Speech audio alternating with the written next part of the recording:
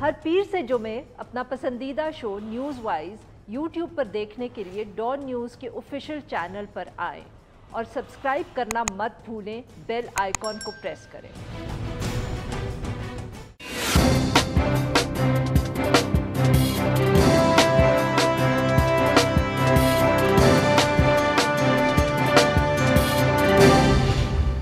Welcome to news wise, मैं हूं आरिफा नूर। आज प्रोग्राम में सबसे पहले हम जिक्र करेंगे अपोजिशन की सबसे बड़ी जमात पाकिस्तान मुस्लिम लीग नवाज़, उसके जो अंदर जमात में सियासी बयानियों का तजाद है और उसकी जो जंग जारी है हर दूसरे दिन इस पर बात होती है, डिस्कस किया जाता है और उसके बाद फिर पार्टी के अंदर से फिर ऐसी कोई आवाज़ उठती है, ऐसा कोई फैसला सामने आता है जिसकी वजह से ये एक दफ़े फिर बात जो है हेडलाइंस तक पहुंच जाती है।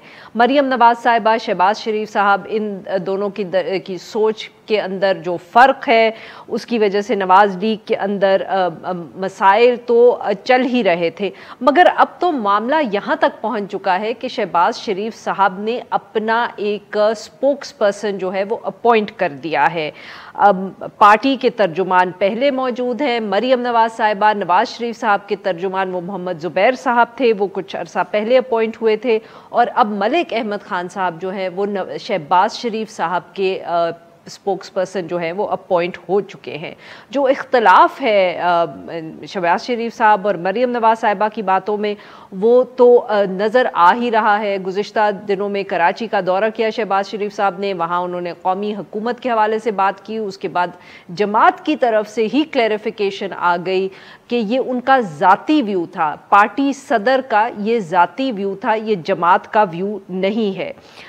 इसके बाद मरियम नवाज़ साहिबा की कोर्ट के बाहर जो थी गुफ्तगू हुई, उन्होंने कहा शहबाज शरीफ साहब पार्टी के वज़ीर आज़म के कैंडिडेट होंगे अगर नवाज़ शरीफ साहब और जमात ये फ़ैसला करेंगे तो, यानी कि ये फ़ैसला अभी तक नहीं हुआ है। इसके साथ साथ जो ये कन्फ्यूजन है इसका एक ये भी असर हम कह सकते हैं कि वहाँ जहाँ बाकी सब जमातें जो हैं, ख़ास तौर पे पाकिस्तान पीपल्स पार्टी, वो इलेक्शन मोड में नज़र आ रही हैं। बिलावल भुट्टो ज़रदारी साहब की भी अगर बात करें तो पाकिस्तान मुस्लिम लीग नवाज़ का जो फोकस है पार्टी के अंदर या जो बाकियों का उनका बात होती है तो वो यही होती है कि फैसला ही नहीं हो पा रहा कि पार्टी ने जाना किस तरफ है, और शायद इसी वजह से बिलावल भुट्टो ज़रदारी साहब भी बार बार इस दोगलेपन का जिक्र करते हैं और तनकीद का निशाना बनाते हैं नवाज़ लीग को। इस हवाले से नवाज़ लीग के अंदर से भी ये आवाज़ें आ रही हैं कि इंतखाबात जो हैं, जो तकरीबन 2 साल के बाद होंगे, उसके लिए नवाज़ लीग के मुकाबले में पाकिस्तान पीपल्स पार्टी अब ज़्यादा तैयार नज़र आ रही है। ये इख्तलाफात जो हैं क्या ये बढ़ रहे हैं? इस सारे मौजू के ऊपर गुफ्तगू करने के लिए आज हमारे साथ मौजूद हैं मंसूर अली ख़ान, तज्ज़ियाकार हैं, एंकर पर्सन हैं एक्सप्रेस न्यूज़ पे, और हमारे साथ मौजूद हैं मलिक अहमद ख़ान साहब, रुकन हैं पंजाब असम्बली के, स्पोक्स पर्सन हैं, तर्जुमान हैं शहबाज शरीफ साहब के। Welcome to the show gentleman. लग रहा है सर कि गुजरते हुए वक्त के साथ जैसे पार्टी के अंदर जो, या हम कह सकते हैं शरीफ ख़ानदान में इख्तलाफात हैं वो बढ़ते ही चले जा रहे हैं। जो मलिक साहब की अपॉइंटमेंट हुई है इसको आप किस तरह देख रहे हैं सर? क्या हम कह सकते हैं कि ये भी एक और इशारा है कि इख्तलाफात जो जमात के अंदर हैं वो बढ़ गए हैं भाइयों के दरमियान, शरीफ खानदान के दरमियान? देखिए, मैं कम से कम मेरे ख्याल में यहाँ तक तो मैं नहीं चाहूँगा कि ये दोनों भाइयों के दरमियान इख्तलाफात हैं। हाँ, अलबत्ता चाचा और भतीजी के दरमियान ज़रूर इख्तलाफात हैं, और मलिक अहमद खान साहब की जो अपॉइंटमेंट है वो एक ऐसे क्रूशल पॉइंट के ऊपर हुई है जब मरियम औरंगज़ेब साहिबा ने वो जो बयान दिया था कि जी ये शहबाज शरीफ साहब की ज़ाती ये राय थी, तो जिसको डिफेंड करने के लिए उन्होंने ये बात कही थी। लेकिन मेरी इत्तला के मुताबिक मरियम औरंगज़ेब की परफॉर्मेंस के हवाले से शहबाज शरीफ साहब ज़रा कई दिनों से परेशान थे। शहबाज शरीफ साहब ये समझते थे कि जब टेलीविजन की हेडलाइंस चलती हैं तो उनको जो स्पेस मिलनी चाहिए, जो जगह मिलनी चाहिए, वो नहीं मिलती, उनको एयर टाइम बहुत कम मिलता है। प्रिंट मीडिया के अंदर उनकी प्रेजेंस जो है वो तकरीबन ना होने के बराबर है, और मरियम औरंगज़ेब साहिबा ने बिल्कुल इसको कंट्रोल करके रख लिया पूरे सिस्टम को, और इसकी वजह से पार्टी को काफ़ी नुकसान हो रहा है। جہاں تک ملک احمد خان صاحب کا تعلق ہے، اس سے پہلے جب زعیم منصور صاحب I am going to interrupt you here, معاف کریے گا آپ کی بات کاٹ رہی ہوں، بٹ کیا مطلب کہ شہباز شریف صاحب کو یہ لگ رہا تھا کہ مریم اورنگزیب صاحبہ جو ہے ان کو زیادہ پریفرنس دے نہیں رہی خبریں جس طرح وہ مینیج کرتی ہیں میڈیا کو، یا کچھ جو آپ نے کہا کہ کنٹرول کر لیا تھا میڈیا کو؟ مریم اورنگزیب صاحبہ کے حوالے سے یہ ضرور ایک سینٹیمنٹ پایا جاتا ہے ان شہباز شریف کیمپ کے، ان کے لوگ جتنے ہیں ان کو وہ پرومیننس نہیں مل رہی، اور زیادہ سپیس جو ہے وہ مریم نواز کا جو گروپ ہے اس کو زیادہ میڈیا کے اوپر سپیس مل رہی ہے. اب جس طرح میں چھوٹی سی ایگزامپل دیتا ہوں، شہباز شریف صاحب سوات گئے تھے تو سوائے سوات کے جلسے کے کوریج کے اس کے علاوہ شہباز شریف صاحب کی کوئی ایسی کوریج جو ہے وہ میڈیا کے اندر نظر نہیں آئی. ان کے کیمپ نے مجھ سے جو بات کی ہے اس کے اوپر ان خدشات کا انہوں نے اظہار کیا، اور پرنٹ میڈیا کے حوالے سے اسپیسیفکلی وہ یہ سمجھتے ہیں کہ مریم اورنگزیب کا ٹوٹل دھیان جو تھا وہ الیکٹرانک میڈیا کی طرف تھا، پرنٹ میڈیا کی طرف شہباز شریف صاحب کے لیے جو کوریج ہونی چاہیے تھی وہ نہیں ہو رہی تھی. ملک احمد خان صاحب چونکہ پہلے بھی پنجاب حکومت کے ترجمان رہ چکے ہیں، زعیم قادری صاحب کو ہٹا کے ان کو بنایا گیا تھا، تو شہباز شریف صاحب ہمیشہ سے ان کے ساتھ زیادہ کمفرٹیبل رہے ہیں اور اسی وجہ سے زیادہ سافٹ اسپوکن ہے. شہباز شریف صاحب خود بھی بڑے سافٹ اسپوکن ہیں، تو ملک احمد خان صاحب جو ہے ان کی ایک واضح چوائس تھی. لیکن آبویسلی اب ان کو مریم اورنگزیب کے سامنے کھڑا کر کے now there starts a power struggle between the information secretary and the spokesperson for Shahbaz شریف، اور اتنے زیادہ اسپوکس پرسن ہو گئے ہیں. اور آج لاہور کے اندر خاص طور پہ دو مختلف کیمپس نے دو مختلف پریس کانفرنسز کی ایک ہی دن کے اندر، which was quite funny کہ صبح کے وقت شہباز شریف کیمپ نے ایک پریس کانفرنس کی اور اس کے بعد شام کو جا کے مریم نواز کے کیمپ سے عظمہ بخاری صاحبہ نے پریس کانفرنس کی، اور دونوں کا کانٹینٹ جو تھا وہ تقریباً ایک جیسا تھا، بالکل اس میں کوئی فرق نہیں تھا. تو اٹ واز کوائٹ مجھے کلیئرلی اب نظر آ رہا ہے کہ لائنز جو ہے وہ ڈرا کر دی گئی. بالکل صحیح سر. ویلکم ٹو دا شو ملک صاحب، آپ نے ہمیں جوائن کر لیا. ملک صاحب سر بتائیں، منصور صاحب تو جو ہے وہ کہہ رہے ہیں کہ آپ کی جماعت کے اندر جو دو کیمپس ہیں ان کی ڈفرنسز ہیں، لڑائی ہے، جو بھی لفظ آپ استعمال کرنا چاہتے ہو، اسی کی وجہ سے شہباز شریف صاحب نے آپ کو اپوائنٹ کیا ہے ایز پرسنل اسپوکس پرسن.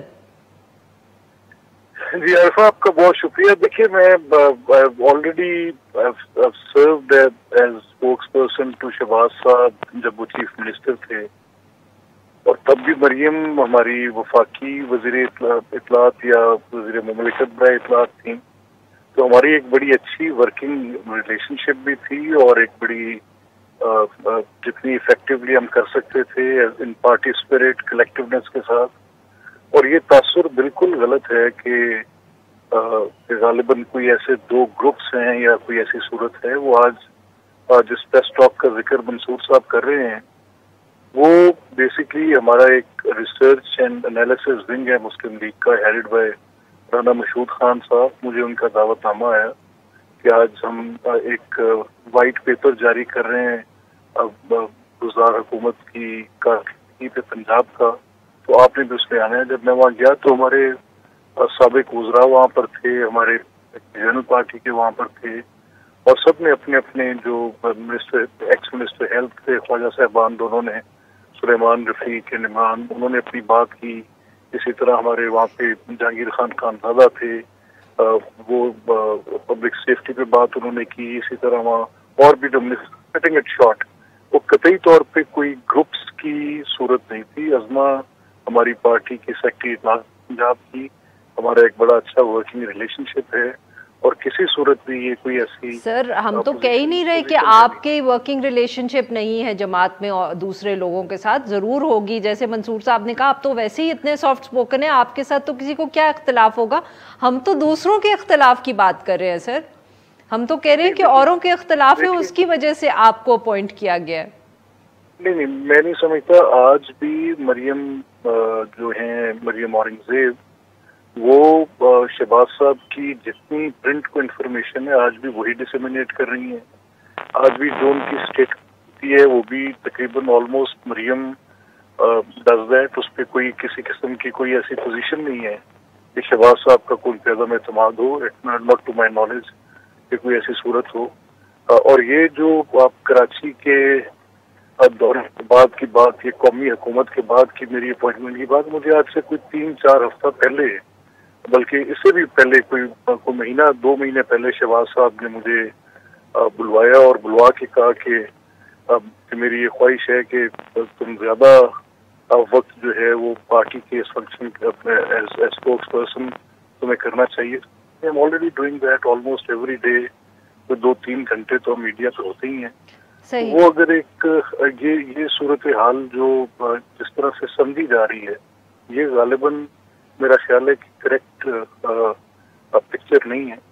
جہاں تک یہ کہ بیانیوں کا اختلاف ہے, دیکھیں اس میں 2 پوزیشنز ہیں. ایک پولیٹیکل پوزیشن ہے, وہ شہباز صاحب کی اسٹیٹڈ پوزیشن ہے, آج کی نہیں ہے. جب ان کو پارٹی پریزیڈنٹ بنایا جا رہا تھا تب بھی ان کی یہی پوزیشن تھی, جب وہ چیف منسٹر تھے تب بھی ان کی یہی پوزیشن تھی. پچھلے 20-30 سال سے کم از کم ان کی ایک نون ایک پوزیشن ہے کہ وہ فارورڈ ٹوگیدر کی بات کرتے ہیں. وہ کہتے ہیں کہ ملک کی ترقی, پالیٹکس کا, گورننس کا وہ ایک ملک صاحب دا فیکٹ کہ پارٹی صدر, معاف کریے گا آپ کی بات کاٹ رہی ہوں, بٹ دا فیکٹ کہ پارٹی صدر کو یہ کہنا پڑتا ہے کہ یہ ان کی ذاتی پوزیشن ہے اور جماعت کی نہیں ہے. سر یہ تو وہ بات ہوئی کہ جو بائیڈن صاحب ایک دن آئے اور وہ کہیں کہ یہ میرا ذاتی ویو ہے, یہ وائٹ ہاؤس کا نہیں ہے. دیکھیں یہ مجھے اس میں allow me to say that کہ ریفرنس ٹو دا کانٹیکسٹ میں بات جب ہو تو وہ زیادہ اپروپریٹ ہو جاتی ہے. فار ایگزامپل جو یہ بات ہوئی وہ مزار قائد پر ہوئی, اور اس وقت جو سوال ہمارے دوستوں نے کیے وہ ملکی مسائل اور پھر کراچی کے مسائل کے حوالے سے بات ہو رہی تھی. ریفرنس بات یہ تھی کہ پی ٹی آئی کی گورنمنٹ نے اتنے 100 ارب کی جو گرانٹ دی ہے, اور پیپلز پارٹی کی گورنمنٹ ہے, ان کا یہ خیال ہے کہ ان کو بیچ میں لوپ میں نہیں لیتے اور پروونشل معاملات میں انکروچمنٹ ہوتی ہے. تو اس کے جواب میں شہباز صاحب نے قومی اتفاقی رائے کی, اور قومی اتفاقی رائے کی جب انہوں نے بات کی تو اس پر ہمارے ایک جرنلسٹ دوست نے قومی حکومت کے حوالے بات کر دی کہ کیا آپ قومی حکومت, انہوں نے کہا اگر مسائل کا حل اس چیز سے ہوتا ہے تو کوئی حرج نہیں ہے اس بات میں. تو ریفرنس ٹو دا کانٹیکسٹ یہ تھا. پھر بعد میں جو کلیریفیکیشن والی بات ہے, میری مریم اورنگزیب صاحبہ سے بات ہوئی, انہوں نے بتایا کہ شہباز صاحب نے, کیونکہ اس وقت یہ تاثر غالباً ابھر رہا ہے کہ ایک طرف تو پی ڈی ایم اس موومنٹ کو ہٹانے کے لیے جلسے جلوس کی بات کر رہی ہے, تو کیا انکلوسیونیس میں پی ٹی آئی کے ساتھ بھی آپ بات کر رہے ہیں. تو اس پر انہوں نے کہا کہ یہ پی ڈی ایم کے پلیٹ فارم سے میری پوزیشن نہیں تھی, اور یہ پوزیشن جو میں نے لی وہ میں نے اس حیثیت میں لی کہ میں نے مسائل کے حل کی ایک تجویز کی بات کی. تو this was the whole story. اس میں reading too much into it میرے خیال پرابلی اس کو اور شکل دے دے گا. جی اصل صورت یہی ہے جو میں نے آپ سے. جی منصور صاحب, ملک صاحب نے بہت, جیسے آپ نے کہا نا, ہی از اے سافٹ اسپوکن پرسن, تو انہوں نے بہت آرام سے اور نرمی سے کہہ دیا کہ ہم صحافی جو ہے نا, we reading too much into the situation. Malik صاحب بینگ اسپوکس پرسن, میرے خیال میں ان کا کام انہوں نے شروع کر دیا ہے to obviously give good view of the president of his party, تو he is doing a good job. اور دوسری بات, ویسے میرے کالج میٹ ہیں تو میں ان سے زیادہ بحث تو کر نہیں سکتا, لیکن دوسری بات یہ ہے کہ دیکھیے شہباز شریف صاحب نے جو کچھ بھی کہا تھا that was not reported by one particular channel اور ون پرٹیکولر نیوز پیپر. اگلے دن تمام اخباروں کے اندر یہ ایک ہی کوٹیشن جو ہے وہ کوٹ کی گئی تھی کہ جی شہباز شریف صاحب نے یہی کہا ہے. دوسری بات یہ کہ جب ان کی جانب سے, ان کی پارٹی کی جانب سے کبھی اگر مس رپورٹنگ کی جاتی ہے, کوئی چینل یا کوئی میڈیا کر بھی دیتا ہے, تو فوراً اس کا ڈینائل ایشو کیا جاتا ہے. لیکن اس مرتبہ نون لیگ کی جانب سے, اگر میں مریم اورنگزیب کی پرفارمنس کی بات کروں, تو کسی قسم کا کوئی ڈینائل نہیں ایشو کیا گیا کہ نہیں جی شہباز شریف صاحب نے یہی کہا تھا, یہ کہا تھا, اس کا غلط مطلب نہ نکالا جائے. دوسری بات جہاں پہ قومی حکومت کی بات ہے, کل ہی احسن اقبال صاحب کا میں نے انٹرویو کیا ہے اور میں نے ان سے اسی کے اوپر سوال کیا, تو انہوں نے مجھے اسپیسیفکلی جواب دیا کہ میں آپ کو یہ بتا دوں کہ اگر ہم جیت بھی گئے, مسلم لیگ نون یہ الیکشن جیت بھی گئی, تب بھی ہم پی ڈی ایم میں شامل تمام جماعتوں کے ساتھ قومی حکومت بنائیں گے. صرف اس میں پاکستان تحریک انصاف نہیں ہوگی, ورنہ ہم تمام جماعتوں کو لے کر آئیں گے. تو the idea is there, it's there on the table. ایسی بات نہیں ہے کہ موجود نہیں ہے, صرف یہ ہے کہ اس میں سے انہوں نے پاکستان تحریک انصاف کو بیچ میں سے نکال دیا کیونکہ اس کی وجہ سے بہت زیادہ کرٹیسزم ہو رہا تھا. لیکن پوائنٹ وہی ہے, اختلافات موجود ہیں. آبویسلی پبلک ڈومین کے اندر آ کے میڈیا پہ تو یہ اس بات کو ایکسیپٹ نہیں کریں گے, لیکن نظر آتا ہے کہ ایک ہی دن میں ایک ہی جگہ سے 2 پریس کانفرنسز جب کی جائیں, منعقد کی جائیں, اور ایک ہی ٹاپک کے اوپر کی جائیں, تو پھر نظر آ جاتا ہے کہ ڈویژنز کس طرح ہوئی ہیں. عظمہ بخاری صاحبہ کا اس ریسرچ ونگ سے کوئی تعلق نہیں ہے, وہ اس ریسرچ ونگ کے کسی پریس کانفرنس میں, کسی اجلاس میں شرکت نہیں کرتی. ملک صاحب یہاں پہ موجود ہیں, آپ ان سے یہ ویریفائی کر لیجئے کہ عظمہ بخاری صاحبہ نے کبھی اس ریسرچ ونگ کے کسی اجلاس کے اندر شرکت کی ہو. بالکل صحیح. بالکل صحیح سر. یہ پوچھتے ہیں ہم ملک صاحب سے, but we have to take a short break ہے. ناظرین, بریک کے بعد ملک صاحب سے یہی سوال ہم پوچھیں گے. اسٹے ود اس.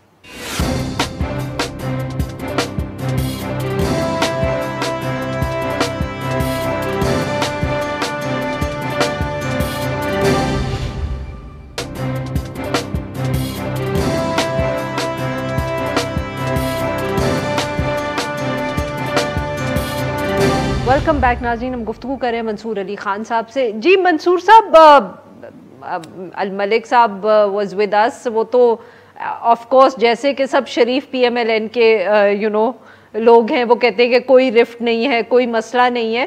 پر سر, جو مریم نواز صاحبہ نے بھی گزشتہ روز بیان دیا, انہوں نے کہا کہ اگر وزیر اعظم نواز شریف صاحب, معاف کریے گا, چاہیں گے تو شہباز شریف صاحب جو ہیں وہ پرائم منسٹر کے کینڈیڈیٹ ہوں گے. ابھی اسی وقت شاہد خاقان عباسی صاحب ایک پرائیویٹ نیوز چینل پہ بیٹھ کے کہہ رہے ہیں کہ نہیں, شہباز شریف صاحب ہی ہمارے پرائم منسٹر کے کینڈیڈیٹ ہیں. زبیر صاحب گزشتہ روز پھر ایک ٹی وی چینل پہ بیٹھ کے کہہ رہے تھے کنفیوژن تو ہے ہماری جماعت میں. ملک صاحب کہہ رہے ہیں کوئی کنفیوژن نہیں ہے. سر, یہ اپنی بھی مطلب کہ آپس میں بھی اسٹیٹمنٹس جو ہیں ان کی ایک نہیں ہو رہی, یہ ہمیں کیا کنونس کریں گے؟ نہیں, میں وہی تو آپ سے بات کر رہا تھا کہ سنا تو یہ تھا کہ شیر کی 4 ٹانگیں ہوتی ہیں. جو مسلم لیگ نون کے شیر کا حال ہے, لگ رہا ہے 8 ٹانگیں بن چکی ہیں. ہر ایک کی اپنی اپنی اوپینین ہے. وہ ایگزیکٹلی وہ شیر کو اپنی اپنی سائڈ پہ لے کے جا رہا ہے. تو اسی لیے میں کہہ رہا ہوں کہ اس کنفیوژن کا اتنا فائدہ اٹھا رہی ہے اس وقت حکومت, جس کی انتہا کوئی نہیں. جو لیٹسٹ سرویز آ رہے ہیں وہ سرویز بتا رہے ہیں کہ ایٹ لیسٹ 45% ایک سروے کے مطابق, 45% ایک سروے کے مطابق اراؤنڈ 55 to 60% لوگ جو ہیں وہ اس حکومت کی پرفارمنس سے ناخوش ہیں. لیکن مسلم لیگ نون کی اپنی یہ حالت ہے کہ وہ اس سینٹیمنٹ کو کیش نہیں کر پا رہی اپنے لیے, بیکاز اوپینین اتنا ڈیوائڈڈ ہے کہ ہم نے اس پارٹی کو لے کے کس طرف جانا ہے. شہباز شریف صاحب کا جو گروپ ہے وہ یہ سمجھتا ہے کہ ہمیں اسٹیبلشمنٹ کے ساتھ مل کے, ان کے ساتھ اچھے تعلقات بنا کے اگلا الیکشن لڑنا چاہیے. جبکہ مریم نواز یہ سمجھتی ہیں, ان کا گروپ یہ سمجھتا ہے کہ نہیں, ہماری آواز, ہمارے جلسے صرف تبھی بھرے جائیں گے, تبھی لوگ آئیں گے جب ہم کوئی اینٹی اسٹیبلشمنٹ بیانیہ لے کے چلیں گے. اور اسی کشمکش کے اندر اس وقت یہ صورتحال ہے کہ M N As, M P S بڑھتے جا رہے ہیں, لوگ بڑھتے جا رہے ہیں. فرینکلی اسپیکنگ, جو ابھی کنٹونمنٹ کے الیکشنز ہونے والے ہیں, میرے خیال میں ایک اچھا بارومیٹر ہوگا. اس سے پتہ لگ جائے گا کہ پارٹی کدھر کھڑی ہے. خاص طور پہ لاہور کے اندر جو الیکشنز ہوں گے, اس سے کافی حد تک ایک سینس پتہ لگ جائے گی. بالکل صحیح. ملک صاحب, سر کنفیوژن کی تو ایک طرف بات, سر دوسری بھی ایک اہم بات آپ سے پوچھنی تھی. مولانا صاحب کا ایک بیان آ رہا ہے کہ ہمیں بھی ایک آفر ہوئی تھی جو بلاول صاحب نے ایکسیپٹ کر لی ہے, انہوں نے نہیں کی. تو کیا سر پی ایم ایل این کو بھی کوئی آفر ایسی ہوئی تھی, یا صرف مولانا صاحب اپنی بات کریں, this is not related to P D M? دیکھیں عارفہ, میں تو کسی ایسی تفصیل کا کوگنیزنٹ نہیں ہوں. اگر مولانا صاحب کے انہوں نے کہا ہے تو وہی اس کی بہتر تفصیل بتا سکتے ہیں, یا انہوں نے بلاول صاحب کے بارے میں کہا ہے تو اس کا حق اور سوال دونوں باتیں انہی سے بنتی ہیں کہ وہ یا جواب دیں یا ان سے سوال پوچھا جائے, اور یا وہ آفر کو وضاحت سے مولانا بتائیں کہ ان کو کیا آفر ہوئی ہے. میرے پاس تو کوئی ایسی تفصیل یا میرے علم میں نہیں ہے. جی صحیح. اچھا سر, اور ساتھ میں یہ جو ایشو ساتھ میں چل رہا ہے کہ خواجہ آصف صاحب کا بھی ایک بیان آیا, انہوں نے بھی ایک انٹرویو دیا, وہ بھی اس طرح کی گفتگو کریں جیسے لگ رہا ہے کہ جیسے کہہ تو نہیں رہے بٹ کہ تنقید ہو رہی ہے پی ڈی ایم پہ کہ کیوں آپ نے پاکستان پیپلز پارٹی کو اتنا دور کر دیا. اگین بیانیوں کا کنفیوژن ہے, there is confusion within your ranks کے مطلب آپ لوگ کسی پالیسی پہ سارے کھڑے نہیں اکٹھے نظر آتے سر. جی دیکھیے, خواجہ آصف صاحب کی میں نے وہ سٹیٹمنٹ سنی ہے. خواجہ صاحب کا ایک پروگرام وہ منصور کے ساتھ ہی تھا. وہ بڑا جب یہ پی ڈی ایم کی فارمیشن ہو رہی تھی تو اس وقت خواجہ صاحب کا ایک موقف تھا. خواجہ صاحب پارٹی کے بڑے سینئر رہنما ہیں, اور میں تو کسی صورت بھی am not in a position کہ ان کی کسی بات پہ کمنٹ کروں, کیونکہ لیکن یہ پبلک ڈومین میں ہے, تو اس لیے اگر آپ نے سوال پوچھا ہے تو میں اپنی رائے آپ کے سامنے رکھ دیتا ہوں.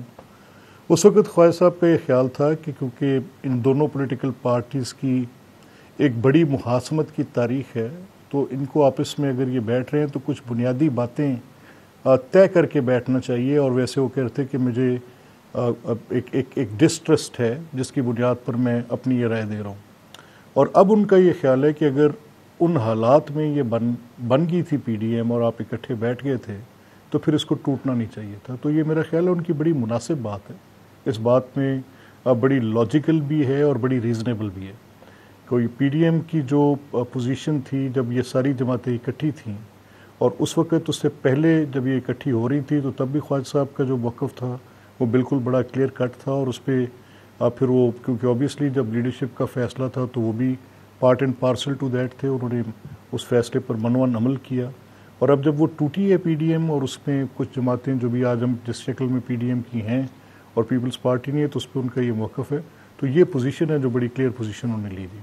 उसमें कोई ऐसी ख्वाजा साहब की बात में कि वो पीडीएम की कामयाबी या नाकामी के हवाले से कोई ऐसी बात कर रहे हों, या वो पीडीएम के मंशूर के हवाले से कोई ऐसी बात कर रहे हों, तो वो तो मेरा ख्याल है मेरे सामने सर, ये तो मेरा मकसद भी नहीं था, बट माफ़ करिएगा आपकी बात काट रही हूँ, बट वही बात के क्योंकि कुछ पीएमएलएन के ऐसे लीडर्स हैं जिन्होंने एक बहुत सख्त स्टैंड लिया हुआ है पीडीएम में पाकिस्तान पीपल्स पार्टी के ख़िलाफ़, तो इंटरप्रिटेशन यही थी कि खालिद साहब शायद उसकी तनकीद इन अ वे करें कि इस तरह नहीं इतना सख्त स्टैंड लेना चाहिए था कि पाकिस्तान पीपल्स पार्टी पीडीएम को छोड़ गई, जबकि दूसरे लोगों का और ख्याल है।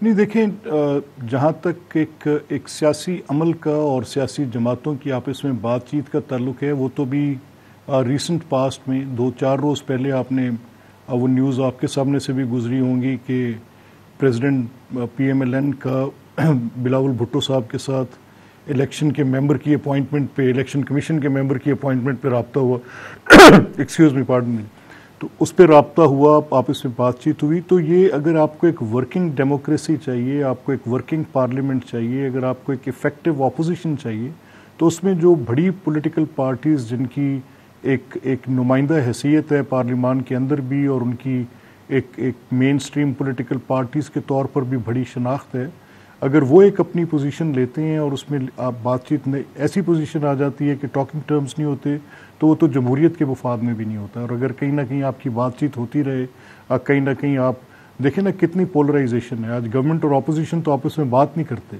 और अगर अपोजिशन भी इस पोजीशन में खड़े हो जाएं कि आपस में बात नहीं करते, तो फिर एक बहुत बड़ी डिवाइड बनती जाएगी, वो क्लीवेज ज़्यादा डीपन होता जाएगा, ज़्यादा खलीज वो बड़ी होती चली जाएगी। तो ख्वाजा साहब की बात पे मुझे तो एक सियासी कारकुन की हैसियत से बड़ा वज़न नज़र आया जो उन्होंने बात की। बरकैफ ये फ़ैसला और स्वाबदीद लीडरशिप की है, जो वो फ़ैसला करेंगे उस पर ख्वाजा साहब, हमारे जैसे कारकुन, सब लोग इस पर बिल्कुल पूरी तरह से कारबंद होगी। बिल्कुल ठीक। मंसूर साहब, बिल्कुल ख्वाजा साहब की जो बात है या मलिक साहब की बात है, बहुत वज़न है सर इसमें, पर क्या आपके ख्याल में जो सारी पीएमएलएन है वो इससे इत्तेफाक करती है कि पीडीएम से अगर पाकिस्तान पीपल्स पार्टी निकल गई तो इसमें कुछ खोया है पीएमएलएन ने भी? अच्छा, मैं इसमें ये बताऊं कि ख्वाजा साहब ने मेरे इंटरव्यू के अंदर ही वो उस वक्त जरदारी साहब के बारे में रिमार्क्स पास किए थे, और मुझे अच्छी तरह याद है कि उस वक्त पूरी नून लीग ने ख्वाजा साहब की इस बात को बड़ा कंडेम किया था और बड़ा एतराज़ किया था कि ख्वाजा साहब ने उस वक्त ये बात की।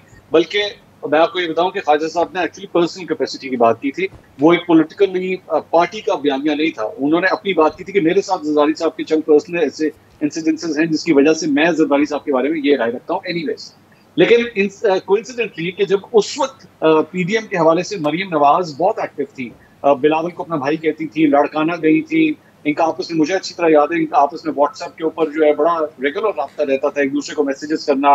गिलगित बल्तिस्तान की इलेक्शन कैंपेन में मरियम नवाज खुद ही उठ के बिलावल के कमरे में चली गई थी और दे were staying on the same floor, इतनी आपस में दे वर क्लोज। लेकिन उस वक्त शहबाज शरीफ कैंप ये समझता था कि नहीं, ये बहुत ज्यादा क्लोज हो गई हैं, इनको इतना ज्यादा तेजी से इनके करीब नहीं जाना चाहिए। बट देन जैसे ही मरियम नवाज को ये कहा गया कि जी नवाज शरीफ साहब वापस आए, तो शी फेल्ट ऑफेंडेड और उन्होंने अपने आप को दूर कर दिया पाकिस्तान पीपल्स पार्टी से, नाराज हो गई, बल्कि बड़े सख्त बयान दिए। अब जब वो सब कुछ कर चुकी है, now she is away, PDM is now without Pakistan peoples party, Pakistan peoples party बल्कि मरियम नवाज की चिड़ बन चुकी है। तो अब शहबाज शरीफ कैंप जो है वो इस बात के बारे में कह रहे हैं कि नहीं, हमें पाकिस्तान पीपल्स पार्टी के साथ मामला जो है वो ठीक करने चाहिए, हमें उनके साथ मामला को सही करना चाहिए। शहबाज शरीफ साहब इंटरेस्टेड हैं कि पाकिस्तान पीपल्स पार्टी के साथ मामला तय किया जाए। सो यू कैन इमेजिन कि इसी से कि दोनों तरफ कितनी आपस में कंफ्यूजन है इस मामले के ऊपर भी कि पाकिस्तान पीपल्स पार्टी के साथ मिलना है तो कितना मिलना है या बिल्कुल नहीं मिलना है। तो इसी से अंदाजा लगा लीजिए कि पार्टी की इस हवाले से स्ट्रैटेजी कितनी कंफ्यूज है। बिल्कुल जी, बहुत बहुत शुक्रिया मलिक साहब आपका, बहुत बहुत शुक्रिया मंसूर साहब आपका, आप दोनों लिए वक्त निकाला। नाजरीन, यहाँ पे लेंगे एक छोटा सा ब्रेक, और जब हम ब्रेक से वापस आएंगे तो हम बात करेंगे जो एजुकेशन मिनिस्ट्री की तरफ से कुछ ड्रेस कोड के हवाले से इंस्ट्रक्शंस आई हैं। Stay with us.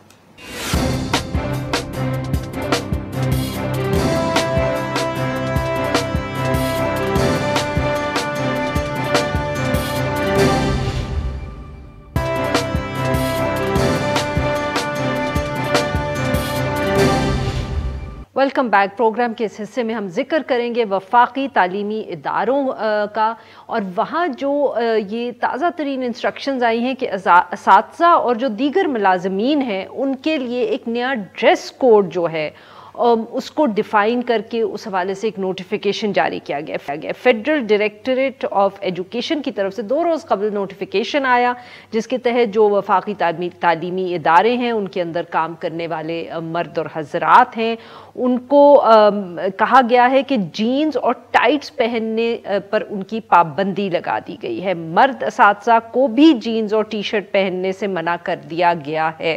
ख़वातीन असातिज़ा को इस नोटिफिकेशन के तहत एक सादा और बावकार लिबास पहनने का कहा गया है, जिसमें शलवार कमीज़ या शर्ट और ट्राउज़र्स का कॉम्बिनेशन शामिल होगा।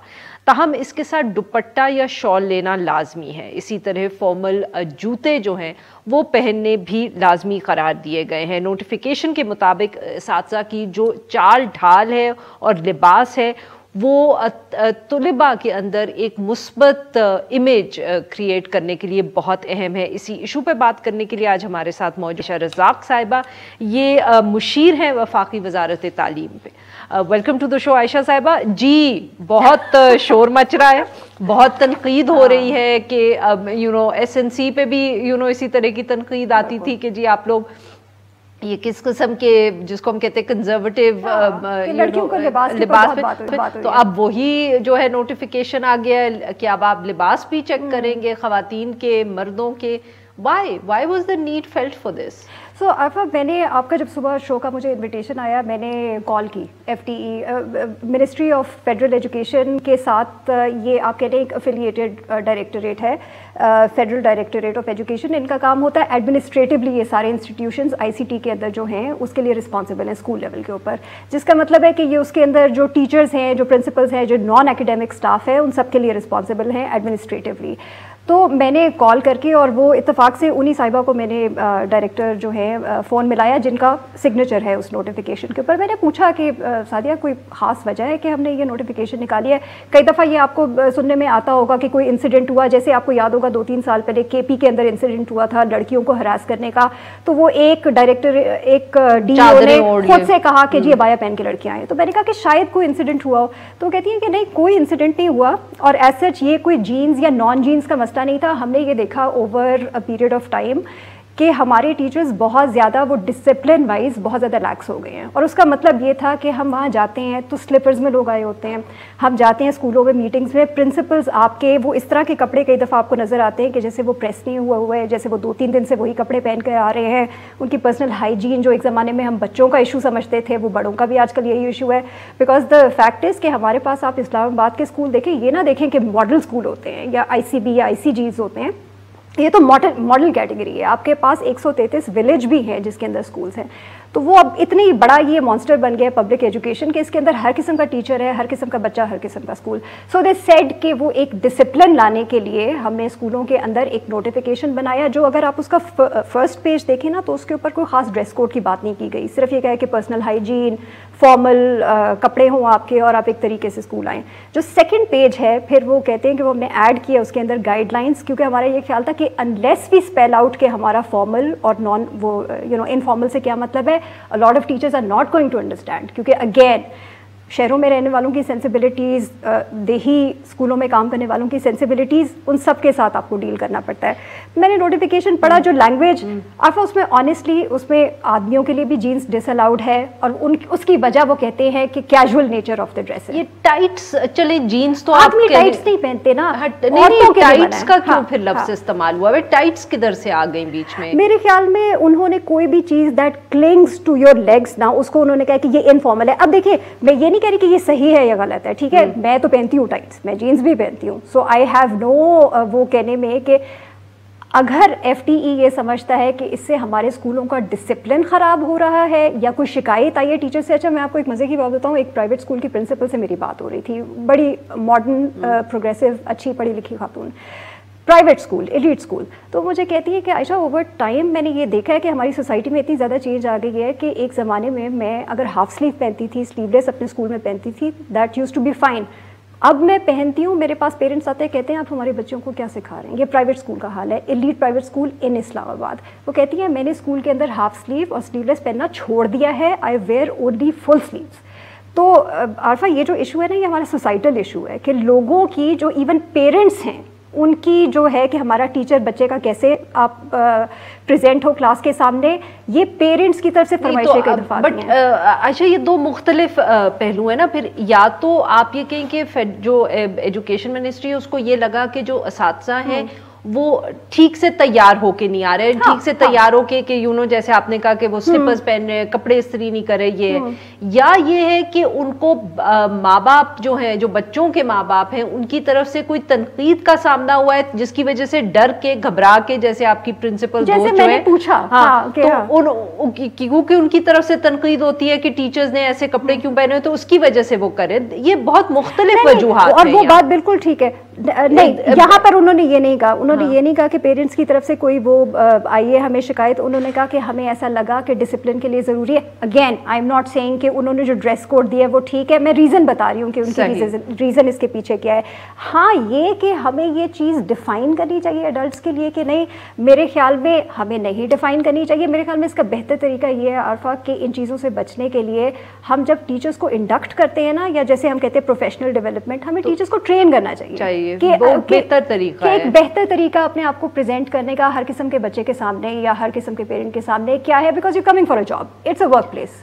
تو اگر آپ وہ کرنا چاہتے ہیں, ہائیجین کی بات کرنا چاہتے ہیں, I think orientation training is a better, I think وہ جو اپروچ. میرے خیال میں اس طرح کی نوٹیفیکیشن ظاہر ہے پھر کنٹروورشل بن جاتی ہیں, کنسیڈرنگ کہ ہمارے پاس یہ پچھلے کچھ عرصے میں جو لباس کی ڈبیٹ ہوتی رہی ہے, پھر لوگوں کا ایک کوگنیٹو بائس آ جاتا ہے کہ جہاں وہ دیکھیں گے جینس بنا ہوئی ہے, اچھا اس کا مطلب یہ ہے کہ یو ار امپوزنگ آپ کا جو سینسبلٹی ہے آن ادرس. تو آئی تھنک یہ انفارچونیٹ سچویشن بن گئی ہے. بہت بہت شکریہ عائشہ صاحبہ, آپ نے ہم سے بات. جی ناظرین, یہاں پہ لیں گے ہم ایک چھوٹا سا بریک. جب ہم بریک سے واپس آئیں گے تو ہم بات کریں گے جو پاکستان روپے کی ویلیو ہے ڈالر کے خلاف, وہ ایک دفعہ پھر گر رہی ہے. اسٹے ود اس.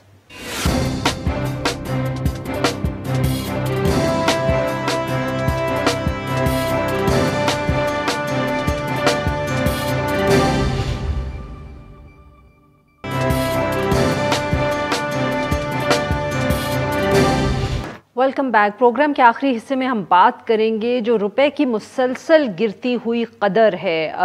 آج بھی جو میڈیا رپورٹس تھیں ان کے مطابق ڈالر کے مقابلے میں جو روپے کی قدر ہے اس میں 40 پیسے کی کمی ہوئی ہے, اور آج کا جو ایکسچینج ریٹ ہے وہ 168 روپے کے قریب پہنچ گیا ہے. 1 جولائی سے لے کر اب تک روپے کی جو قدر ہے وہ 10 روپے تک گر چکی ہے.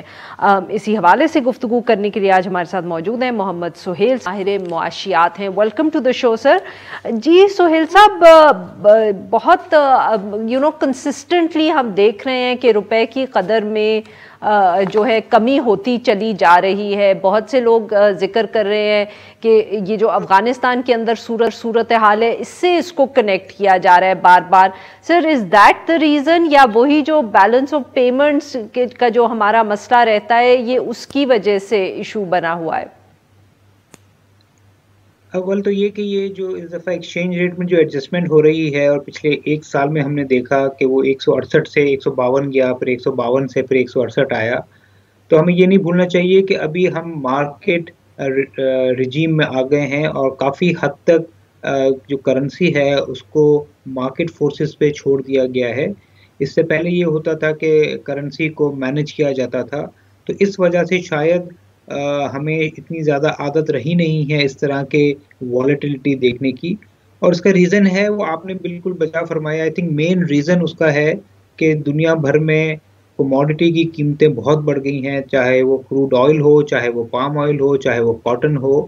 اور ایسی صورت میں جب امپورٹڈ آئٹمس کی پرائسز بڑھ رہی تھی, حکومت نے ایک پرو گروتھ بجٹ دیا جس کی وجہ سے ڈیمانڈ بھی بڑھ گئی. تو یہ والا جو سب سے بڑا مسئلہ رہا, اور پھر آپ نے بھی کہا اس کا کچھ امپیکٹ ضرور ہے، خاص طور پہ اوپن مارکیٹ میں، کہ جب سے یو ایس ٹروپس کا ودرال ہوا ہے تو وہاں پہ جو ڈالرز آیا کرتے تھے وہ نہیں آ رہے، تو جس کی ڈیمانڈ ہے ڈالرز کی جو افغانستان کی ہے وہ اوپن مارکیٹ سے پوری ہو رہی ہے، تو کچھ پریشر اس کا بھی ہے، مگر جو مین ایشو جو ہے پاکستان کا ٹریڈ ڈیفیسٹ ہے جو 2 مہینے میں 100% سے زیادہ بڑھ چکا ہے۔ سر جو ٹریڈ ڈیفیسٹ کی بات ہوتی ہے تو کچھ لوگ اس کو اس طرح بھی اس کو ڈیفینڈ کرنا تو نہیں ہے، بٹ وہ یہ بھی آرگیو کرتے ہیں کہ کچھ مہینے ایسے ہوتے ہیں جن میں ٹریڈ ڈیفیسٹ زیادہ بڑھتا ہے، اور پھر کچھ مہینے ایسے آتے ہیں جس میں وہ پھر کم ہو جاتا ہے۔ کیا does that also make a difference? کیا ہم آج کل ایک ایسے مہینے میں ہیں جہاں trade deficit is exceptionally high اور کم بھی ہو سکتا ہے، and will that affect the dollar price?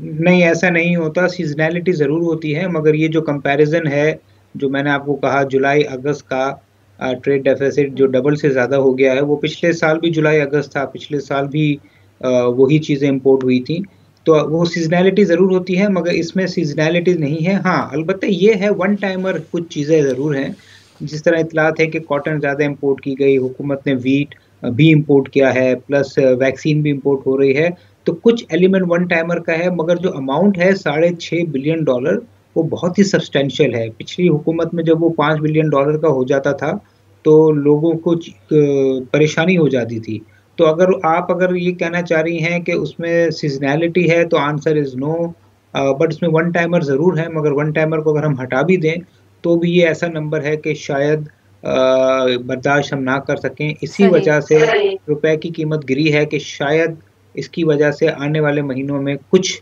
Imports curtail ہو جائیں۔ اچھا سر، اور یہ جو ہماری اسٹاک ایکسچینج ہے اس کی بھی درجہ بندی ایمرجنگ مارکیٹ سے فرنٹیئر مارکیٹ کر دی گئی ہے، یہ ایک بالکل مختلف فینومینن ہے یا اس کو بھی ہم لنک کر سکتے ہیں اوور آل اس صورتحال کے ساتھ جو کرنسی کی ہے؟ نہیں، اس کو میرے خیال میں ہم لنک کر سکتے ہیں کہ جو پچھلے 4-5 سال میں اکانومی کی حالت جو رہی ہے اس سے لنک کر سکتے ہیں، کیونکہ جب اکانومی بہتر پرفارم کرتی ہے تو شیئر پرائزز بڑھتی ہیں، اور شیئر پرائزز بڑھتی ہیں اور کرنسی اسٹیبل رہتی ہے تو جو کمپنی کی مالیت ہے وہ بڑھتی ہے۔ اب ہوا یہ ہے کہ جو 4-5 سال میں پاکستان میں جو بڑی بڑی کمپنیز کے شیئر پرائزز ہیں وہ روپی ٹرمز میں بھی گر گئے ہیں، کہیں کہیں تو آدھے سے کم ہو گئے ہیں، پھر چونکہ روپے کی قدر بھی گری ہے تو اس کا بھی امپیکٹ آیا ہے۔ تو جو سائز کرائٹیریا ہوتا ہے کہ اتنی سائز کا ہوگا، اتنی کمپنیز ہوں گی، اس کی اتنی ڈیلی لیول پہ اسٹاک ایکسچینج میں ٹریڈنگ ہوگی تو ہم اس کو ایمرجنگ مارکیٹ قرار دیں گے۔ تو یہ بہت انفارچونیٹ ہے کہ 2017 میں پاکستان فرنٹیئر مارکیٹ جو چھوٹی مارکیٹس ہوتی ہیں اس سے بڑی مارکیٹ میں آیا، اور چونکہ ملک کے حالات معاشی سیاسی ایسے رہے کہ شیئرز کی قیمتیں گر گئیں، تو اب جا کے دوبارہ سے ہمیں ڈاؤن گریڈ گیا ہے MSCI کی طرف سے، اور ابھی ہم ایمرجنگ سے دوبارہ فرنٹیئر نومبر میں ہو جائیں گے۔ بہت بہت شکریہ، آپ نے ہم سے بات کی۔ ناظرین آج کے لیے بس اتنا ہی، we'll be back tomorrow at the same time.